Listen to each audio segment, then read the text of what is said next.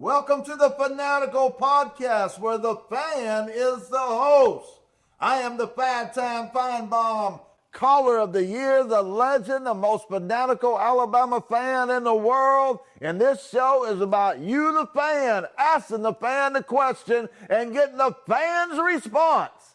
And today in the studio with me starting out is a disgruntled Miami fan coming to the stage. Oh, no! What's going on, disgruntled Miami fan? Why do you have a bag over your head? Because, let me take this off.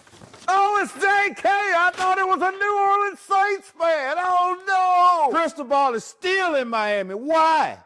The wrong coach from Florida is fired, and the wrong one is still in Miami. Brother, how do you feel about being ranked 18th in the nation now and out of the playoffs after being in the top 5 just so few days ago? Oh, man, I don't know, man. It's disappointing. Once again, we're ranked in the top 10, and we fall to another unranked team, and Cristobal still has a job. That's my only explanation. You know, Cristobal has now lost 6 times to opponents that were double-digit underdogs while he's been at the U. I mean, how does that make you feel? How does that make Michael Irvin feel? Looking like Whoopi Goldberg on the sideline with them dreads hanging all the way to the ground. I mean, what's going on with the Miami Nation? Hey, man, I can't explain, man, how all week since Saturday, man, I have taken blow after blow criticism, and it was justified. I had no comeback, but like I say, if I'm good enough to dish it, I can take it. Man, the past players, man, from Miami, man, I don't understand why they have to have more passion than the coach and the players that are currently at Miami. Ed Reed, he's pissed. Michael Irvin is on the sideline. Man, I was so mad I couldn't even see straight. It makes no sense. Year after year, Cristobal can't outcoach a coach from unranked teams. How is that possible? Here we are. This is the AP poll, just released on Monday, ladies and gentlemen. And here we are, a day or two after Halloween, and Miami is all the way down here at number 18. Cristobal has dropped the ball again. What is the future for Cristobal at Miami? If I had a crystal ball, it'll be for him to be gone yesterday. Cristobal is not the answer. We give him chance after chance after chance.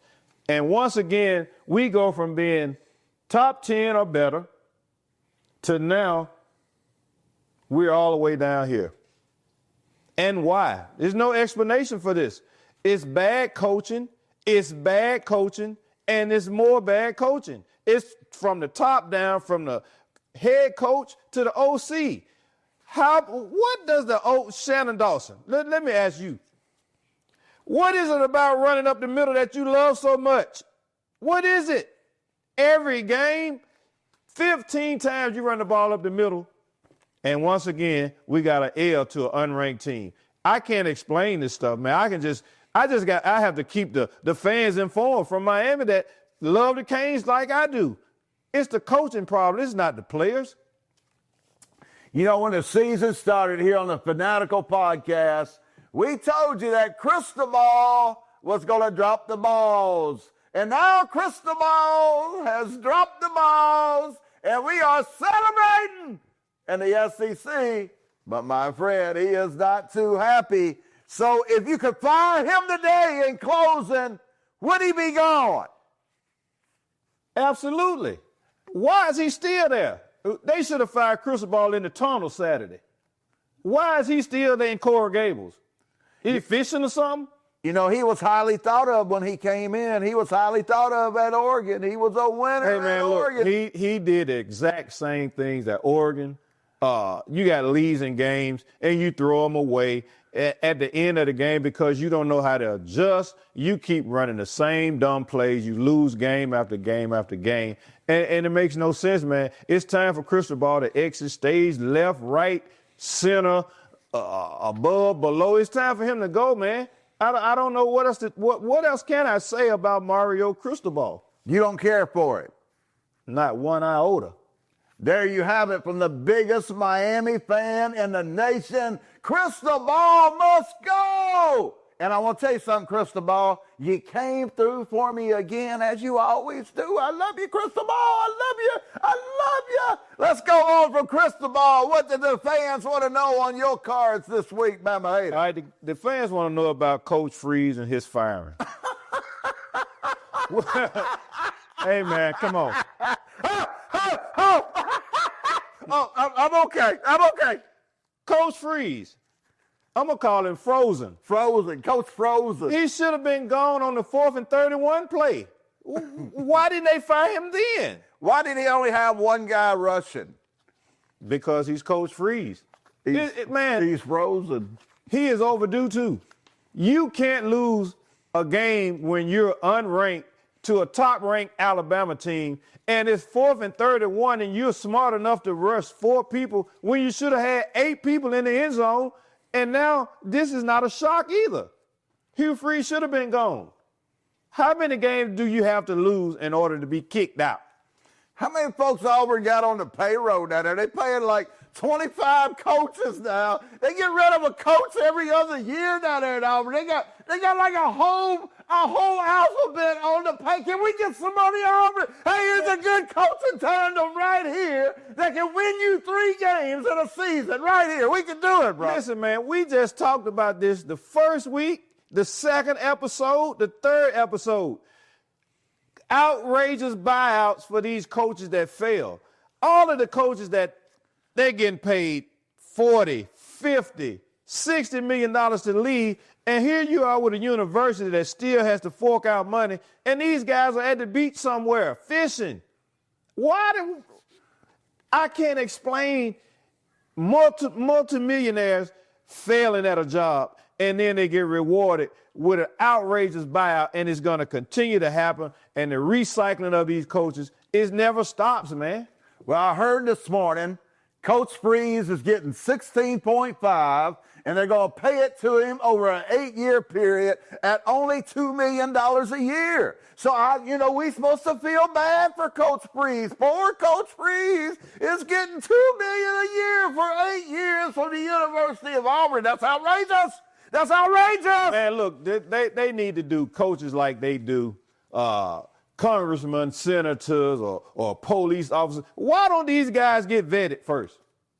You got to vet these people. Now Hugh Freeze is going to get $2 million a reward. That's what I'm going to call it. You got a $2 million check for the next 8 years. That ain't failing. Where is that failing at? Man, what is the punishment for being a loser? Man, not in college football no more. Man, that's the best not job. In college the football best no job more. Going in America right now is a college football coach where you can fail and get rewarded. Now they're about to read. They talking James Franklin. They talking about bringing old James down there to the Plains. They want James Franklin. James Franklin. Here's his name again. James Franklin every week. Here we hear James Franklin every week down at Auburn. James Franklin here. They can hire Art Franklin. He worked for the news company. What is James Franklin going to do that Hugh Freeze just couldn't do, and the next person is not going to be able to do at Auburn when you don't get comparable players, man, to get it done at Auburn? You first have to start with a quarterback that is really a quarterback. Hugh Freeze hasn't produced a quarterback yet. In 10 years. I mean, Jackson Arnold. Who was the guy last year? We don't even know. Man, hey. Let's go to the next subject. Let me say this about Auburn, then we'll get off of it. Auburn need to learn how to damn recruit. Get somebody down there with Auburn ties that first of all can go get you a stud running back. Bo Jackson, Joe Cribbs, James Brooks, Little James, running back you. What the hell wrong with you, little brother? Get someone that knows SEC football. Let's go on to something else. These coaches are pathetic. These ADs are pathetic for hiring these boring-ass idiots that I see behind answering these coaches. Let's go on. My turn or your turn? Your turn. Go ahead. All right, it's being projected that 5 SEC teams will make the playoffs when it is revealed tomorrow night. Here is the AP Top 25. So we got 1, 2, 3, 4. Oklahoma would be the 5th, and Texas would be out right now in this playoff projection coming up. How do you feel about 5 SEC teams in the playoffs in the first playoffs projection? Well, tomorrow, of course they're going to have those teams in there. But when it's all said and done, they're going to cannibalize each other. I don't see more than 4. So hopefully they'll only have 3 to 4 teams in. They're not going to get 5 or 6 SEC teams. We all know that's what they want. They love the SEC so much, man. They'll put all of them in if they could. But I only see Alabama, Texas A&M, and maybe Ole Miss, because I think Georgia's a fraud. The rabbit foot is gonna be broken off severely here real soon, because this team every week they choke and then somehow they come back in the fourth quarter and win a football game. But I think they're a fraud at number 5. It's funny you say that, because I got this on my card. It might be on your card. I've seen it earlier. And since you mentioned it and a fan brought it up, we want to answer your question. There is a fan who claims Georgia gets every call on the replay. If Georgia is involved in a replay, be it the ball across the goal line, be it a catch that wasn't a catch, maybe it was a catch by Florida, it seems like Georgia is getting all the calls. Do you agree with that Birmingham has a Georgia favoritism over teams like Auburn and lesser teams? Hey, I'm gonna give you my opinion, and you know, me being a basketball official, I really can't give my honest opinion about referees. I'm really not supposed to be, but I can comment on a replay. The replay that I saw in the Georgia-Florida game, it was a catch, definitely a catch, just like it was definitely a touchdown in the Auburn game. So you saying they have a bias to Georgia? They have a bias. I'm saying the fans saying they have a bias. I'm one of the fans too, and I'm saying they have a bias for both of these teams. These are the two. Let me make this announcement. These are the 2 teams that the SEC wants in the SEC championship game, and for some reason, it is a must that Alabama and Georgia make the playoffs every year. You might as well get ready for it, because Sank is preparing his speech right now to get both of these teams in and as many SEC teams in as he can. So you saying that the SEC officers are favoring these 2 teams on replays, that when Auburn stuck that touchdown, I mean that fumble out over the goal line, that was really a touchdown that they... And when Florida dropped the ball, caught the ball, that was really a catch. That was really a catch. Let me put you on the spot. All right. About this same topic that we're talking about right now. All right. Let's flip the script. This was Alabama against Georgia. In that same Auburn-Georgia game, if Alabama had stuck the ball over the line, would it be a touchdown for Alabama? Well, we got firmer hands than Auburn. Oh, yeah. I thought you wouldn't give me the correct answer. Stronger arm than Auburn, So, yeah, that would have been a touchdown for Alabama. Well, of course it would have been. That would have been a touchdown. But now, do you agree that the SEC deserves 5 teams, which this is the AP poll, the official college football ranking could be a little different. Texas could actually be ahead of Oklahoma, even though this is the AP poll. So right here where we're talking Oklahoma, Virginia, Texas, Louisville, this is the gray area, one of these teams that will get in, because Memphis, who is 25 and you can't see on the screen, would actually be the 12th team as the independent representative. So right now at the moment, according to the AP poll, Texas is out. Do you feel like that is deserving? Man, let me give you my honest opinion. I'm not a fan of the somewhat entitlement conference, the SEC. But this team, they do not deserve a top 10 ranking. So I would slide Oklahoma right here. Notre Dame shouldn't be in the top 10. So, yes, this week and tomorrow night, it should be 5 teams representing the SEC. But, I'm not an SEC fan, but Notre Dame is not better than Oklahoma, in my opinion. You had a discussion earlier where you said that your team deserve to be ahead of Notre Dame because they have beaten them this season. Do you want to elaborate on that as we get close to the playoff committee decision coming up Tuesday night? Will they look at head-to-head competition? Because it's clear the AP poll has not looked at it. Let me clarify it a little bit, and let me explain why. We beat Notre Dame head-to-head. So by this, with the same amount of losses, why are they ahead of us? You can't go with that argument with them being ahead of Miami because Louisville beat us head-to-head. They're exactly where they're supposed to be. But as far as Miami and Notre Dame, this is not right because we beat them head-to-head with the same amount of losses. Didn't Texas beat Oklahoma? Sure did. So the AP did not recognize that head-to-head competition. Interesting thoughts as we head down the stretch, ladies and gentlemen. Tuesday night, the playoff reveal. We know that you won't be there, but we know Alabama will be there. Let's talk a little bit about Louisiana. I got on my card. A fan wants to know what you think about the Louisiana governor firing the coach and the AD at LSU this past week. I think he needs to go to Florida and go down to Miami and give them some suggestions as well. Get Mario out of there. But as far as this guy's concerned, yes, man, they made the right decision. If they can make the decision to hire these guys and pay them millions upon millions, why not get them out of town when they're failing, man? That's his job. Why not do that? I don't have any problem with it.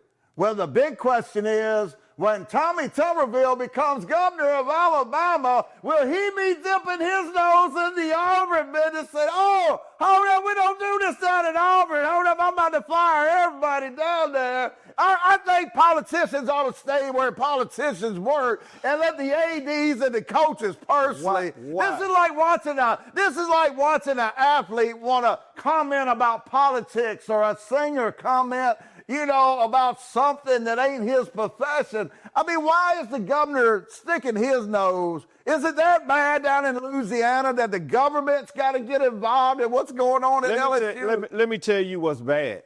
When you got coaches, a college football coach that is running for governor, and this clown, and I'm going to call him a clown, he doesn't know anything about government. It's the same guy that thinks there's 2 branches of government, and he was a senator.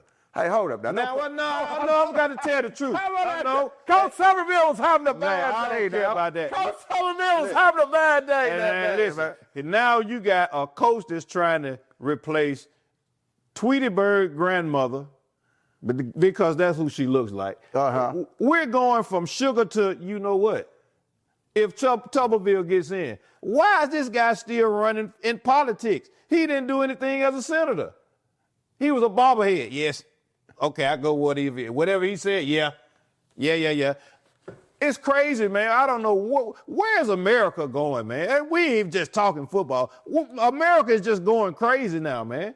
I like Tuberville, though. See, I like the non-conventional politician. That's what makes me and you great. We can be so different on our views but still friends. That's what Fanatical's all about, ladies and gentlemen. Expound on what you just said. What's that? About Tuberville. Non-conventional. All I know about non-conventional is an oven. What does that have to do with Tuberville? I don't know nothing about government. I just know I don't like the regular politicians. He don't know anything about government either. That's what makes him good. Man, that's what Auburn goes by. Their coaches don't know about nothing. See? They don't know football. So why should the governor know anything about government? This is what I'm talking about. We start off talking about football. Now we talk about ovens and we talk about politicians. Let's get back to what the fans want to know. We want to know, and the fans want to know about the Rocky flop. As in Tennessee Volunteers. Man, where do I begin? First, you disappoint me by losing to Alabama. That was good. And now you get beat down again. And you're nowhere to be found on here. Rocky flop. So once again, Coach Bobby Hill, you did it again. Dun, dun, dun, dun. So, man, it's rocky flop. Is he the right coach for Tennessee? He has the right concept for offense, but is he really the best choice for Tennessee?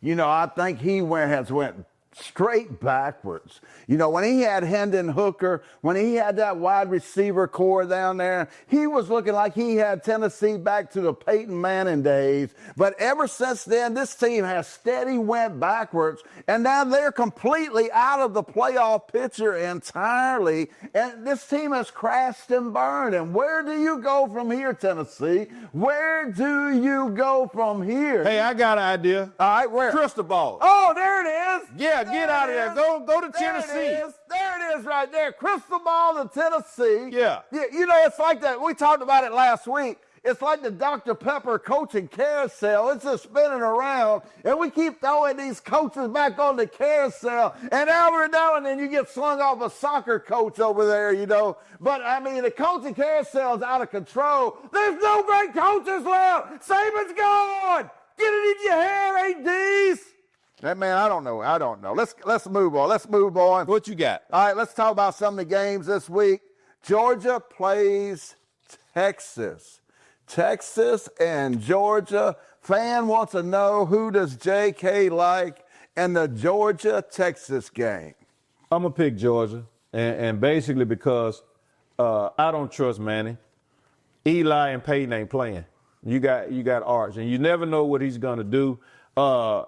The only way Texas will win, they got to be up at least 14 points at halftime, because we know Georgia's a second-half team.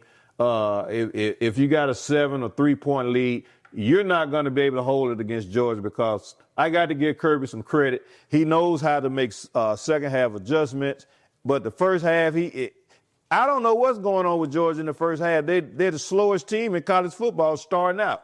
But the second half, you better be able to make adjustments to go along with Georgia if you want to beat them. Yeah, it seems like defensively, Georgia figures it out in the second half.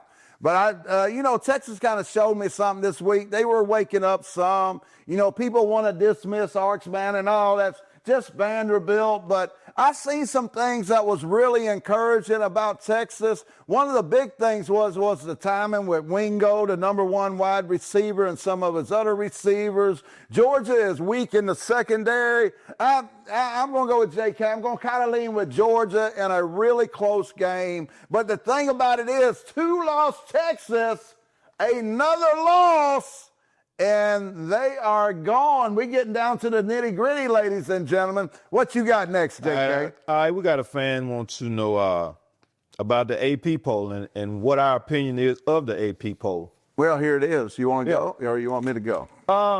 Like I said, man, I agree with the poll to a certain extent, except for Notre Dame being this high.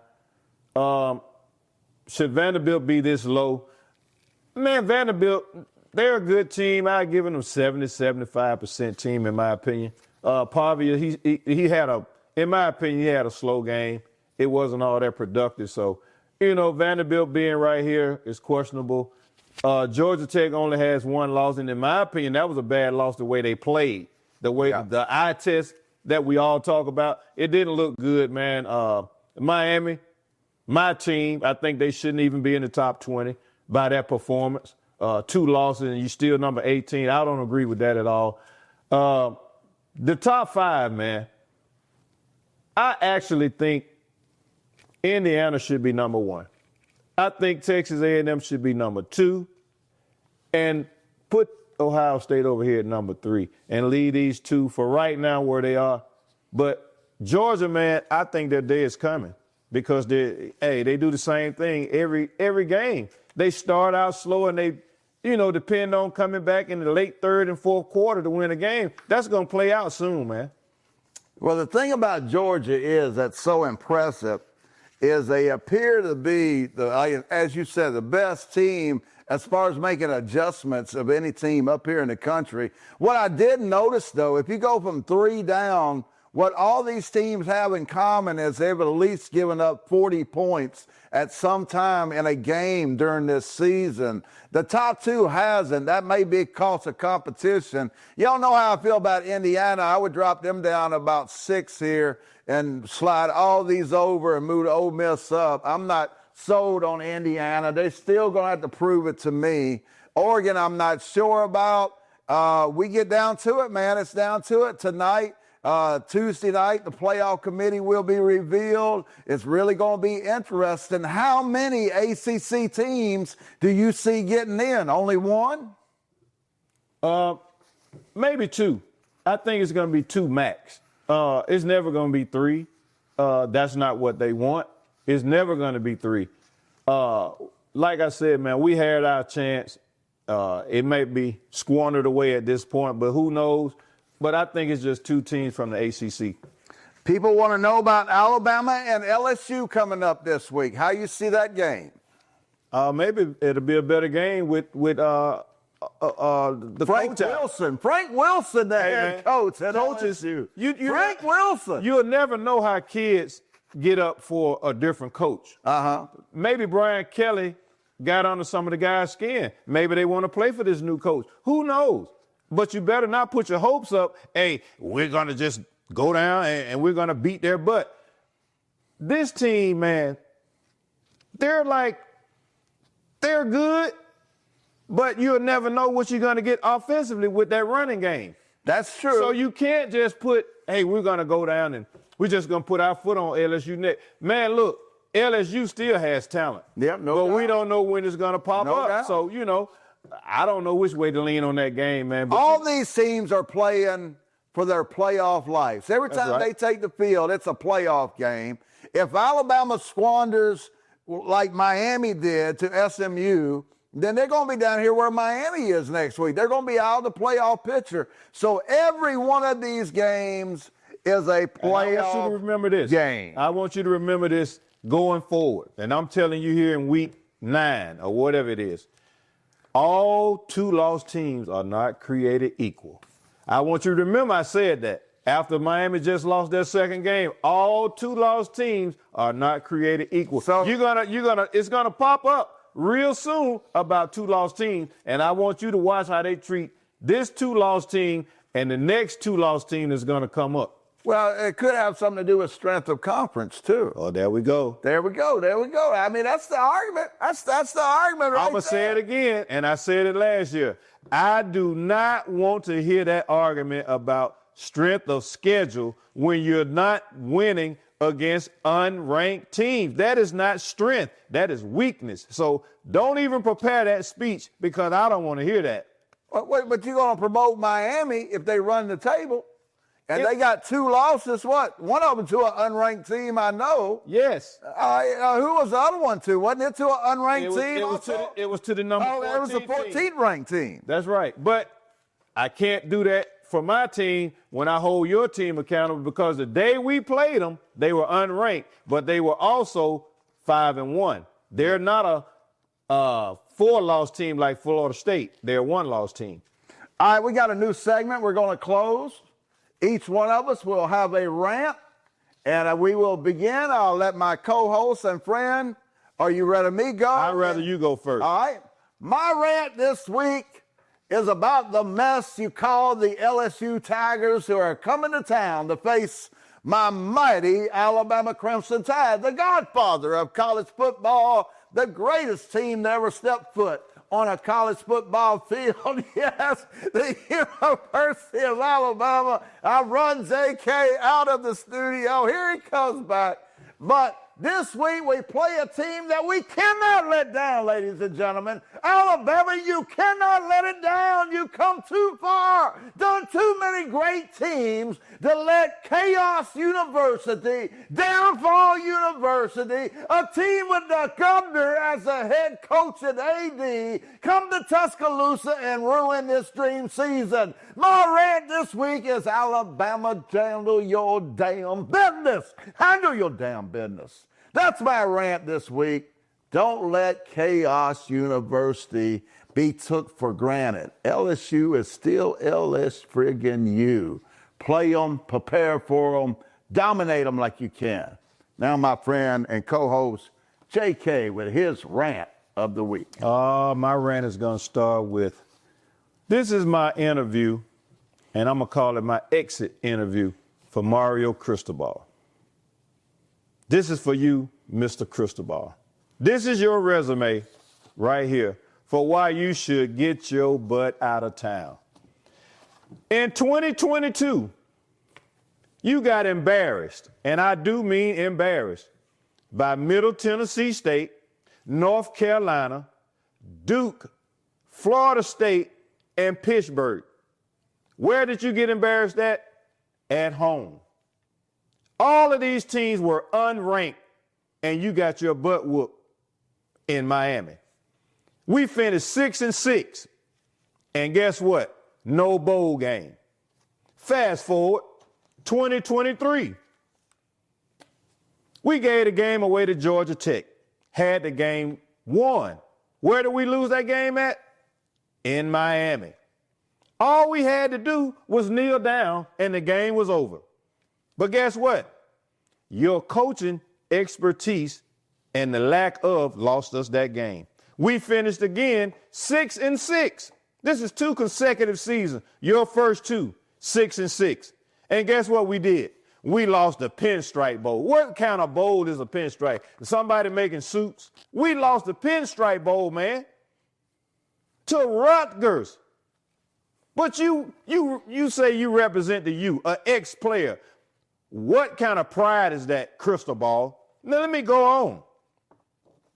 In 2024, once again, I'm out buying all kinds of Miami gear. I'm shining up my chains. I'm all hyped. We're 9-0. And guess what happened? We lose the last 2 out of 3.